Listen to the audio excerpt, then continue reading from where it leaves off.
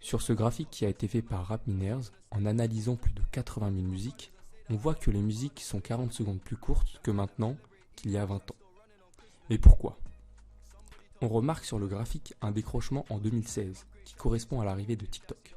Avec plus d'1 milliard d'utilisateurs actifs, la plateforme a une puissance d'influence énorme. Et ça se voit sur l'industrie musicale. La plateforme ayant régulièrement des tendances vues par des millions, voire des milliards de personnes, lorsqu'une musique marche sur TikTok, cela peut lancer une carrière ou juste un single jusqu'au diamant. On l'a vu avec par exemple ABD ce fut de Gayle, la musique a eu une trend et l'artiste qui était inconnu à ce jour a réussi à placer son titre en top tendance dans des dizaines de pays et numéro 1 au Billboard pendant plusieurs semaines. C'est le meilleur exemple, et il y en a plein d'autres, à moindre échelle. Un artiste qui a envie de réussir ne peut pas négliger ce média. Sur TikTok, une vidéo ne peut pas durer plus d'1 minute. Gayle, avec son titre, a percé avec un extrait de 10 secondes. Les artistes n'ont pas besoin de faire des musiques longues et construites. Faire une musique avec un refrain intéressant ou un passage un peu décalé ou entraînant suffit largement.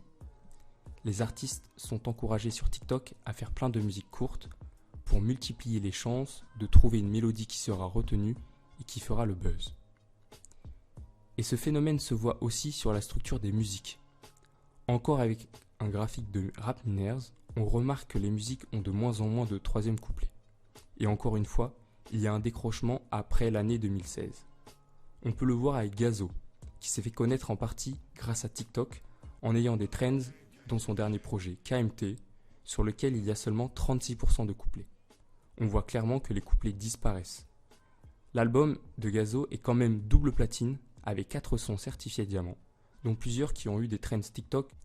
La dernière explication au raccourcissement des musiques, qui a un effet moins notable selon nous mais depuis un peu plus longtemps, date de 2010 avec l'arrivée des sites de streaming. Je vous explique, les plateformes de streaming musical, ce qu'elles font, c'est qu'elles comptabilisent un stream à partir du moment où tu écoutes plus de 31 secondes d'un même morceau. Donc moi, pour mon nouvel album qui est sorti juste aujourd'hui, j'ai pris le soin de découper tous mes sons en plusieurs parties en faisant bien attention qu'elles fassent plus de 31 secondes. Pour te faire un exemple, c'est comme si j'ai un son, il s'appelle Coco. Il fait 2 minutes 35 et je le coupe en 5 morceaux de 0,31 secondes. Bah toi tu vas écouter mon son, tu vas écouter un son, mais moi ça va me donner 5 streams.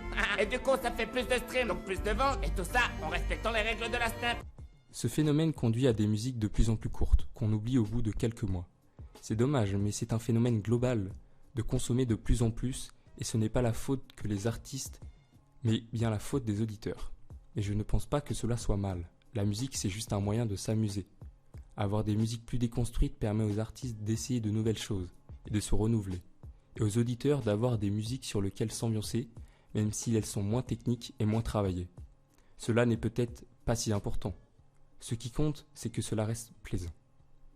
Et il y aura toujours des artistes qui feront des musiques construites, avec une vraie direction artistique et un album qui porte sur une vraie histoire, avec un message véhiculé très profond, car il y aura des gens qui voudront écouter ce genre de musique moins facile, et cela pour toujours.